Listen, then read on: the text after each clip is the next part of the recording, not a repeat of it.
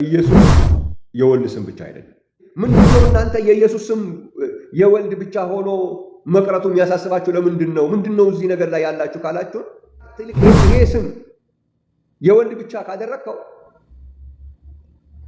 አብ ከመላእክት አይበልጥም፣ መንፈስ ቅዱስ ከመላእክት አይበልጥም እያልክ ስለሆነ አልገባህም እንጂ ይሄ ከስሞች ሁሉ በላይ የሆነው ስም የወልድ ብቻ ነው ስትል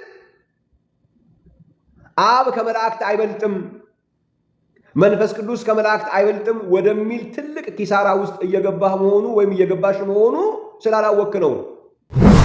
ስለዚህ መልሱ።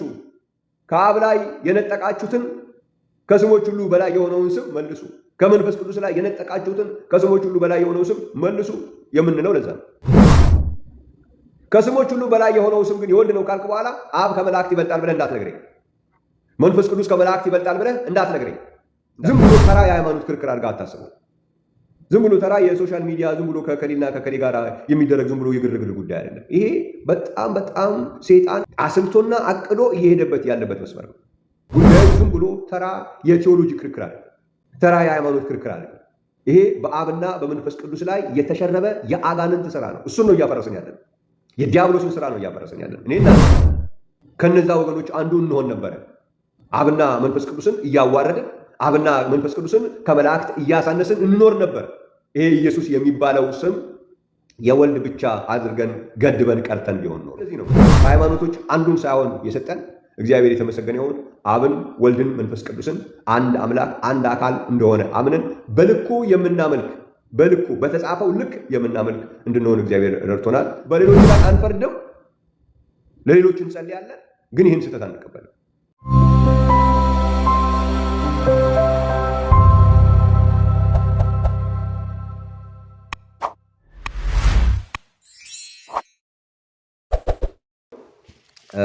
ዛሬ ልክ በርዕሱ ላይ እንዳለው አጠር አድርጌ ኢየሱስ የወልድ ስም ብቻ እንዳልሆነ የሚያሳዩ የመጽሐፍ ቅዱስ ማስረጃዎችን ባጭሩ እናይና ከዛ ለጥያቄ እድል እሰጣለሁ።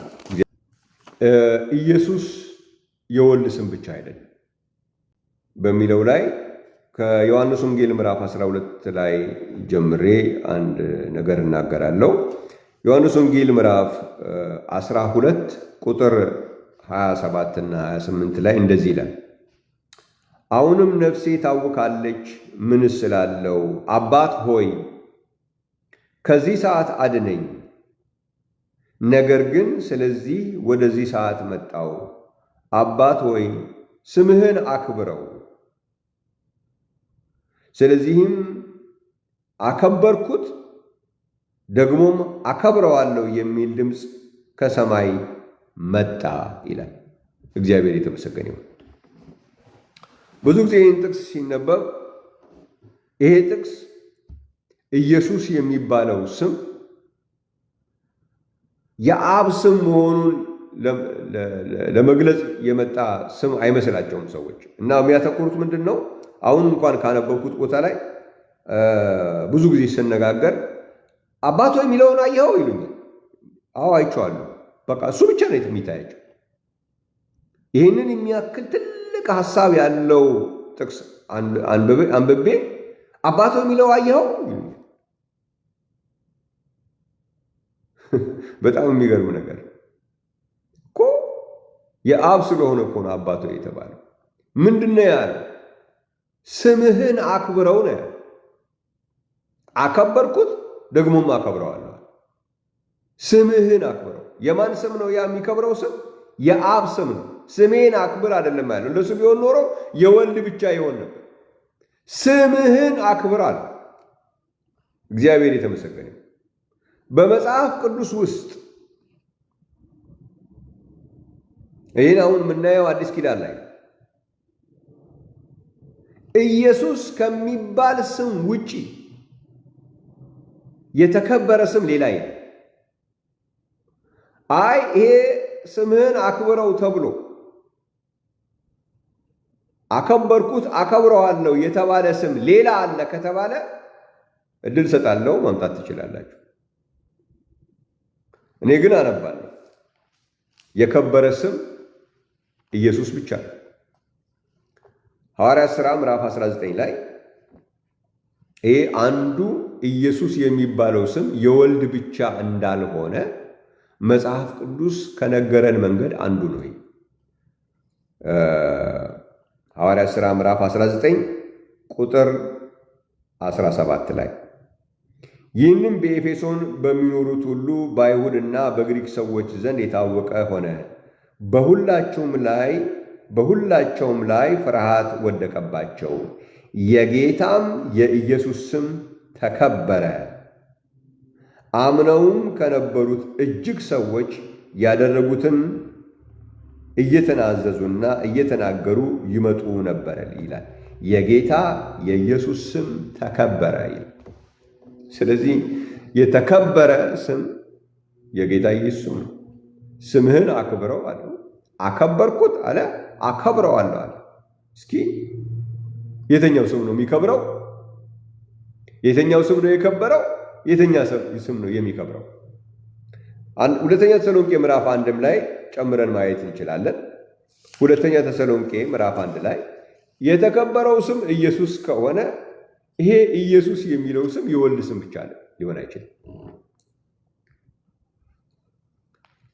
ተከበረ የተባለው ስም ኢየሱስ ከሆነ ኢየሱስ የወልድ ስም ብቻ ሊሆን አይችልም። ምክንያቱም እዛ ጋር አክብረው የተባለው የማንን ስም ነው? የአብን ስም ነው። ስምህን አክብረው ነው ያለው። እግዚአብሔር የተመሰገነ። ሁለተኛ ተሰሎንቄ ምዕራፍ 1 ሁለተኛ ተሰሎንቄ ምዕራፍ 1 እግዚአብሔር የተመሰገነውን ቁጥር 11 ላይ እንደዚህ ይላል። ስለዚህም ደግሞ እንደ አምላካችን እንደ ጌታም እንደ ኢየሱስ ክርስቶስ ጸጋ የጌታችን የኢየሱስ ክርስቶስ ስም በእናንተ ዘንድ ሊከብር እናንተም በእርሱ ዘንድ ልትከብሩ አምላካችን ለመጥራቱ የምትበቁ አድርጎ ይቆጥራችሁ ዘንድ የበጎነትንም ፈቃድ ሁሉ የእምነትንም ሥራ በኃይል ይፈጽም ዘንድ ስለ እናንተ ሁል ጊዜ እንጸልያለን ይላል። የጌታችን የኢየሱስ ክርስቶስ ስም በእናንተ ዘንድ ሊከብር እናንተም በእርሱ ዘንድ ልትከብሩ። ስለዚህ የሚከብረው ስም ማን ይባላል? ጌታ ኢየሱስ ይባላል። ከጌታ ኢየሱስ ውጪ የተከበረ ሌላ ስም የለም። አከበርኩት፣ አከብረዋል። ምን ነው ያከበርከው? ስምህን። የአብ ስም ነው የከበረው። እግዚአብሔር የተመሰገነው። የአብ ስም የከበረው።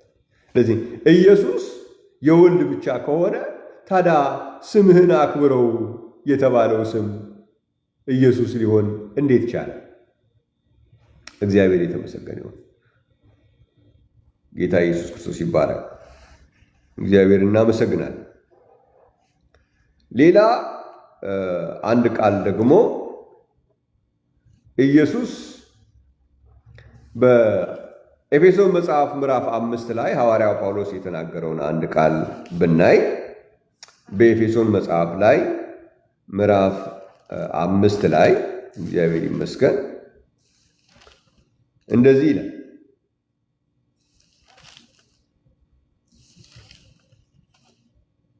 ኢየሱስ የሚለው ስም የአምላካችን ስም ነው። የአምላካችን ብቻ አይደለም፣ የአባታችንም። ኤፌሶን መጽሐፍ ምዕራፍ 5 ቁጥር 20 ላይ እንደዚህ ይላል፣ ሁልጊዜ ስለ ሁሉ በጌታችን በኢየሱስ ስም አምላካችንንና አባታችንን ስለ ሁሉ አመስግኑ ይላል። በጌታችን በኢየሱስ ክርስቶስ ስም አባታችንን አመስግኑ ሲባል አይ ኢየሱስ የሚለው ስም የአብ ሳይሆን ነው።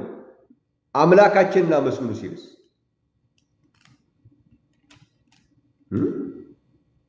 አምላካችን የሚለው አብ አምላካችን አይደል? ኢየሱስስ አምላካችን አይደል? ስለዚህ ኢየሱስ የሚለው ስም የወልድ ብቻ ከሆነ እንዴት አምላካችን በኢየሱስ ስም ይመሰገናል? ነው አምላካችን ሲመሰገን ተነጥሎ ወልድና መንፈስ ቅዱስ ይወጡና አብ ብቻ ይሆናል? አምላክ አንድ ብቻ አይደለም እንዴ? በምንነት አንድ ነው አልተባልንም እንዴ? በምንነት አንድ ከሆነ በአምላክነት አንድ ከሆነ አምላካችንና አምላካችን በኢየሱስ ስም ሲመሰገን ወልድ ብቻ ነው እንዴ የተመሰገነ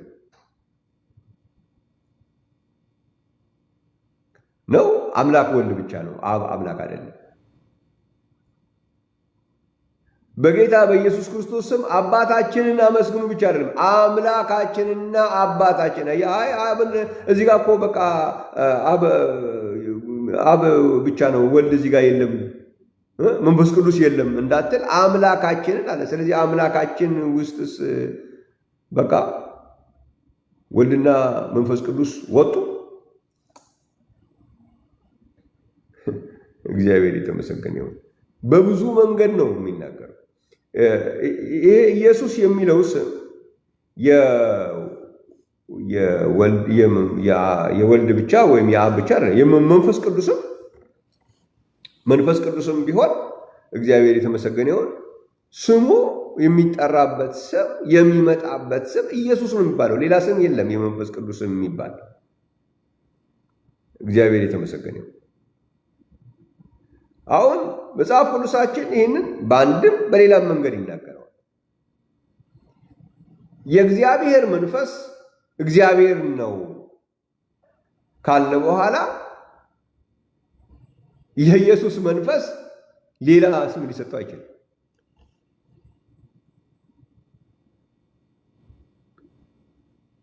የእግዚአብሔር መንፈስ እግዚአብሔር ይባላል። የእግዚአብሔር መንፈስ ነው። የእግዚአብሔር መንፈስ ከእግዚአብሔር የተለየ ሌላ አካል አይደለም። የእግዚአብሔር ስለሆነ እግዚአብሔር ይባላል። የእግዚአብሔር መንፈስ በምን ተጽፏል? አንደኛ ቆሮንቶስ ምዕራፍ 3 ላይ ማየት እንችላለን። የእግዚአብሔር መንፈስ እግዚአብሔር ነው የሚባለው። የእግዚአብሔር መንፈስ የእግዚአብሔር ስለሆነ ነው እንጂ እግዚአብሔር የተባለው ከእግዚአብሔር የተለየ ሌላ አካል ስለሆነ አይደለም። እግዚአብሔር የሚባል የለም እንደሱ አይነት። የእግዚአብሔር ግን እግዚአብሔር ሊባል ይችላል በመጽሐፍ ቅዱስ።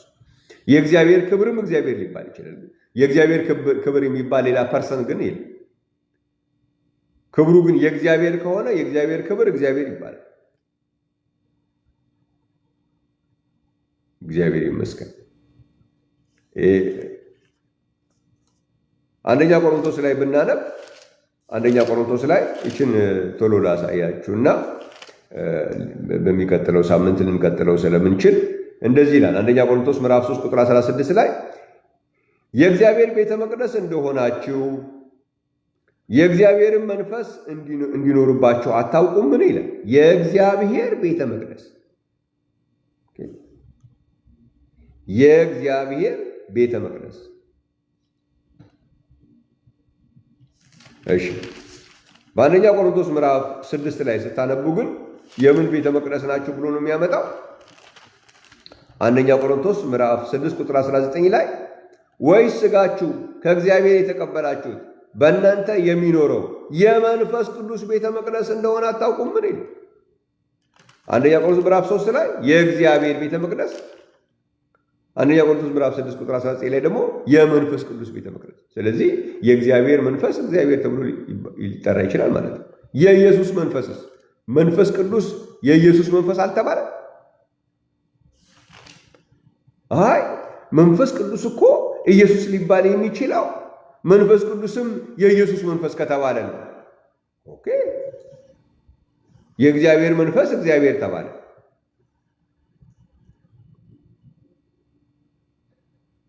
መንፈስ ቅዱስ ኢየሱስ የሚለው ስም የመንፈስ ቅዱስ ሊሆን የሚችለው መንፈስ ቅዱስ የኢየሱስ መንፈስ ከተባለ ነው።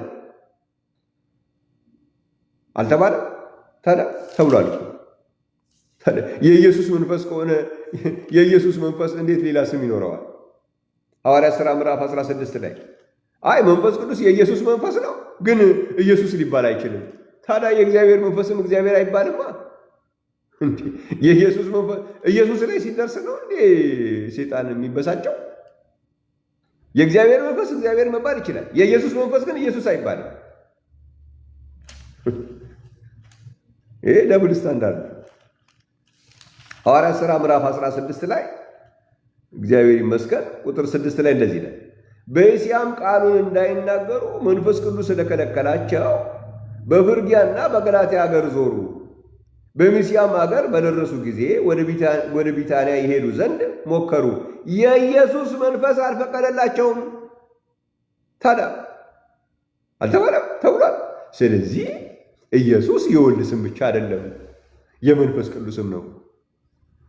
አይደለም ካል የኢየሱስ መንፈስ ቅዱስ የኢየሱስ መንፈስ የተባለበትን ቦታ ፈቅፍቆ ማጥፋት ያስፈልጋል። መጀመሪያ ይህንን ሳታጠፉ መጽሐፍ ቅዱስ ላይ አስቀምጣችሁ መንፈስ ቅዱስ የኢየሱስ መንፈስ ነው የተባለው የሚል አስቀምጦ ከዛ ኢየሱስ የሚባለው ስም የወልድ ብቻ ነው። እንዴት ይሆናል? እንዴት ይሆናል? መንፈስ ቅዱስ የኢየሱስ መንፈስ ነው ተብሎ የተጻፈ መጽሐፍ ተሸክመን እንደዛ ሊባል አይችልም። እግዚአብሔር የተመሰገነ ይሁን። መንፈስ ቅዱስ የክርስቶስ የራሱ የኢየሱስ ክርስቶስ እኮ ቀንድ ነው ብሎ ያስቀምጠዋል። ዓይን ነው ብሎ ያስቀምጠዋል። መንፈስ ቅዱስ ሌላ አካል ከሆነ ሌላ ፐርሰን ከሆነ እንዴት ነው ቀንድ የሚሆነው? የኢየሱስ ቀንድስ ከሆነ እንዴት ነው ስሙ ኢየሱስም አይሆንም? እነኚህ ሰዎች እኮ ለዓይናችን ሌላ ስም ለእጃችን ሌላ ስም ሊያወጡልን ነው የሚፈለገው ማለት ነው። ዓይን እንዴት ሌላ ስም ይኖረዋል?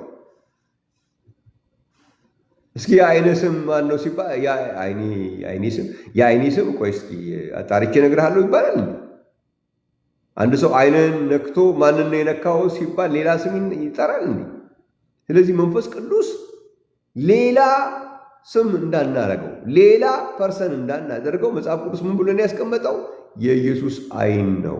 ራዕይ ምዕራፍ 5 ላይ ስታነቡ በጉ 7 ዓይኖችና 7 ቀንዶች አሉት ይላል።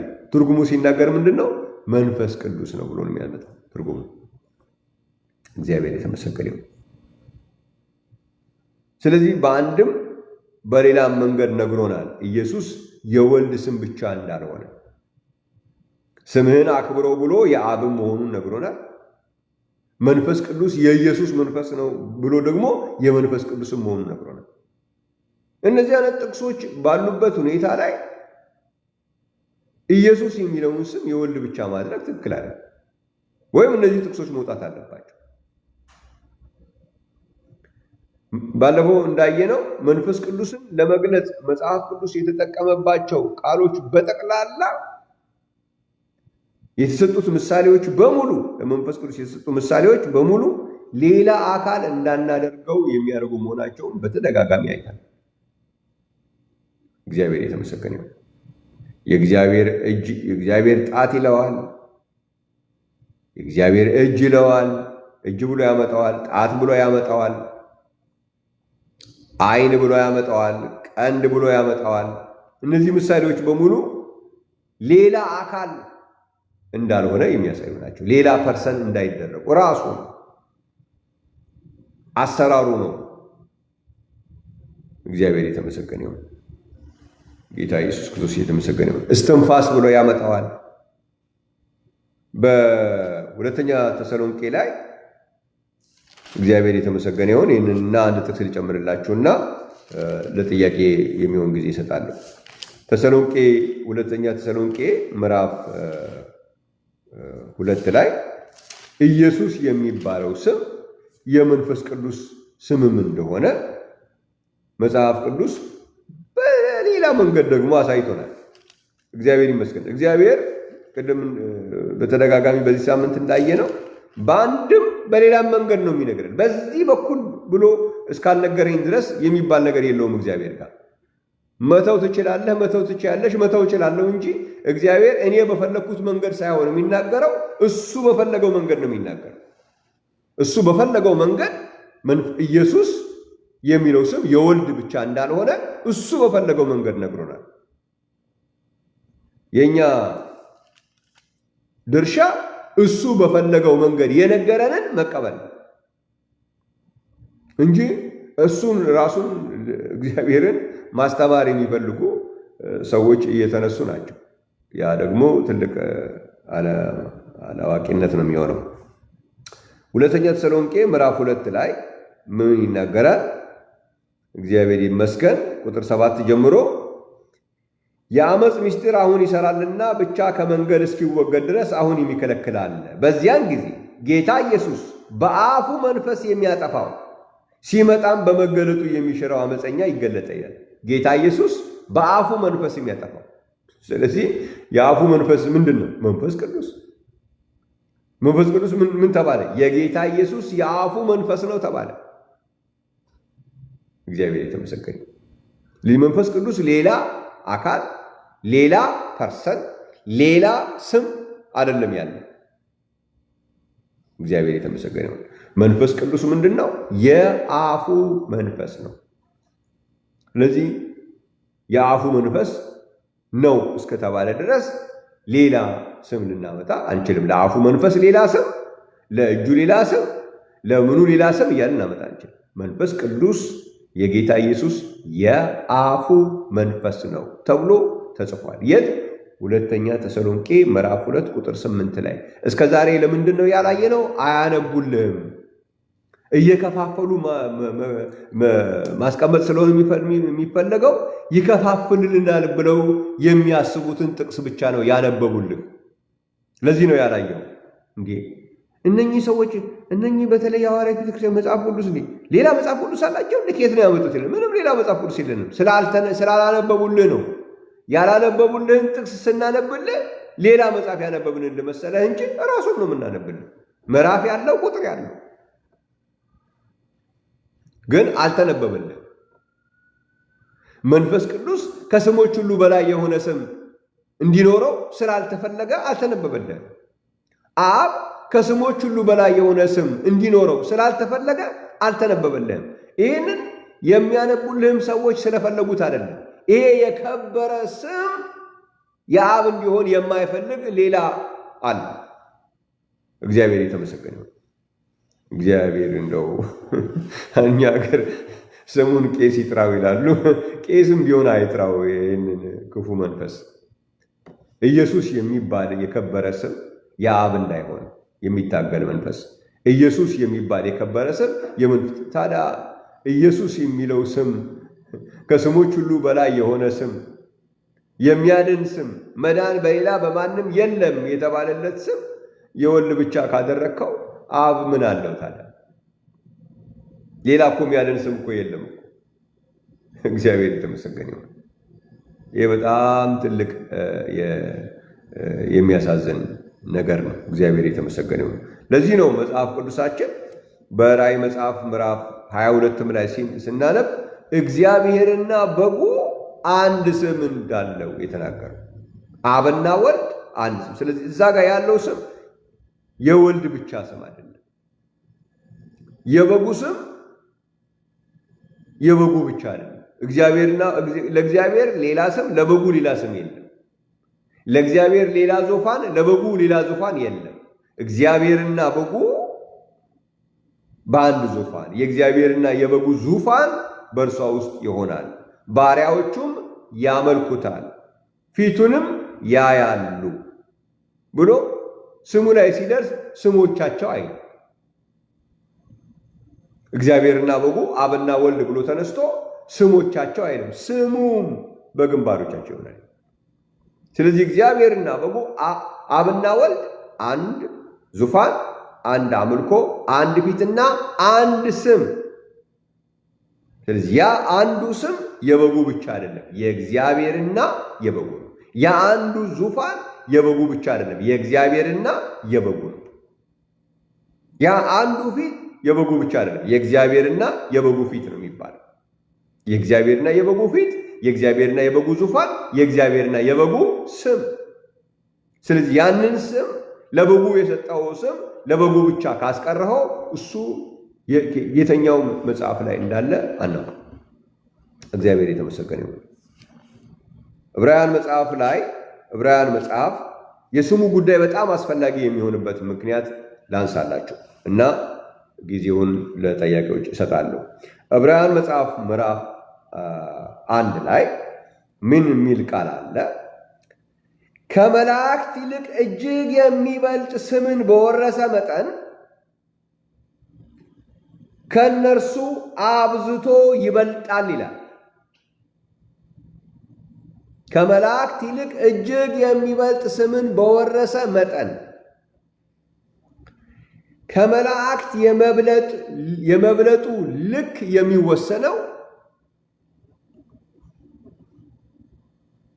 በስሙ ልክ ነው። ስለዚህ ምንድነው እናንተ የኢየሱስ ስም የወልድ ብቻ ሆኖ መቅረቱ የሚያሳስባችሁ ለምንድን ነው? ምንድነው እዚህ ነገር ላይ ያላችሁ ካላችሁ ይሄ ስም ከመላእክት ይልቅ ይሄ ስም የወልድ ብቻ ካደረግከው አብ ከመላእክት አይበልጥም፣ መንፈስ ቅዱስ ከመላእክት አይበልጥም እያልክ ስለሆነ አልገባህም እንጂ ይሄ ከስሞች ሁሉ በላይ የሆነው ስም የወልድ ብቻ ነው ስትል አብ ከመላእክት አይበልጥም፣ መንፈስ ቅዱስ ከመላእክት አይበልጥም ወደሚል ትልቅ ኪሳራ ውስጥ እየገባህ መሆኑ ወይም እየገባሽ መሆኑ ስላላወክ ነው። ምክንያቱም ከመላእክት የሚበልጠው በምን ልክ ነው የሚለው? ከመላእክት ይልቅ እጅግ የሚበልጥ ስምን በወረሰ መጠን ከነርሱ አብዝቶ ይበልጣል። በስሙ መጠን ነው የሚበልጠው። ስለዚህ ያንን ከሁሉ የሚያስበልጠውን ስም ከነጠቅ በኋላ ከዛ በኋላ ከመላእክት ይበልጣል ብለህ መናገር አትችልም። ከመላእክት አብዝቶ የሚበልጠው በስሙ መጠን ነው። ስለዚህ መልሱ፣ ከአብ ላይ የነጠቃችሁትን ከስሞች ሁሉ በላይ የሆነውን ስም መልሱ። ከመንፈስ ቅዱስ ላይ የነጠቃችሁትን ከስሞች ሁሉ በላይ የሆነው ስም መልሱ የምንለው ለዛ ነው። ከስሞች ሁሉ በላይ የሆነው ስም ግን የወልድ ነው ካልክ በኋላ አብ ከመላእክት ይበልጣል ብለህ እንዳትነግረኝ፣ መንፈስ ቅዱስ ከመላእክት ይበልጣል ብለህ እንዳትነግረኝ። ወይም ደግሞ በልጧል የምትልበት ልክህ ለወልድ ከሰጠኸው በጣም ያንሳል። ከመላእክት አብዝቶ የሚበልጠው ባለው ከዛ ከስሞች ሁሉ በላይ በሆነው ስም ባለው መጠን ከመላእክት የሚበልጥ ስም በያዘበት መጠን ነው ከነሱ አብዝቶ የሚበልጠው። በስሙ መጠን ነው የሚበልጠው። ስለዚህ በስሙ መጠን ከሆነ የሚበልጠው ኢየሱስ የሚለው ስም የወልድ ብቻ ካደረግ አብና መንፈስ ቅዱስ ከመላእክት አይበልጡም እያልክ መሆኑን ማወቅ አለብን። ዝም ብሎ ተራ የሃይማኖት ክርክር አድርጋ አታስበው። ዝም ብሎ ተራ የሶሻል ሚዲያ ዝም ብሎ ከከሌና ከከሌ ጋር የሚደረግ ዝም ብሎ የግርግር ጉዳይ አይደለም። ይሄ በጣም በጣም ሰይጣን አስልቶ አቅዶ የሄደበት አስልቶና አቅዶ እየሄደበት ያለበት መስመር ነው። ያንን መስመር ግን እግዚአብሔር እንድንከላከለው፣ እንድናሸንፈው፣ እንድንዋጋው ይህንን እውነት እግዚአብሔር ገለጠልን። ስሙ ለዘላለም የተባረከ ይሁን። ኢየሱስ ከስሞች ሁሉ በላይ የሆነ ስም ነው። ኢየሱስ መዳን በሌላ በማንም የለም የተባለለት ስም ነው። ይሄ ስም ግን የወልድ ስም ብቻ አይደለም፣ የእግዚአብሔርና የበጉ ስም ነው። እግዚአብሔር የተመሰገነ ይሁን። የመንፈሱም ስም ነው። መንፈስ ቅዱስ የኢየሱስ መንፈስ ስለሚባል የመንፈስ ቅዱስ ስም። ለዚህ ነው አብ በስሜ የሚልከው መንፈስ ቅዱስ ብሎ የተናገረው። ዮሐንስ ወንጌል ምዕራፍ 14 ቁጥር 26 ላይ አብ በስሜ የሚልከው ብሎ ነው የነገረው። እግዚአብሔር የተመሰገነ ይሁን። ስለዚህ ከመላእክት የሚያንስ አብ የለንም እኛ። ከመላእክት የሚያንስ መንፈስ ቅዱስ የለንም እኛ። ከመላእክት አብዝቶ የሚበልጥ አብ፣ ከመላእክት አብዝቶ የሚበልጥ መንፈስ ቅዱስ። እግዚአብሔር የተመሰገነ ይሁን። አለን እንላለን። ለምንድን ነው ያን የምንለው? ይሄ ከሁሉ የሚበልጠው ስም የአብም የመንፈስ ቅዱስም ስም እንደሆነ ስለገባን ነው።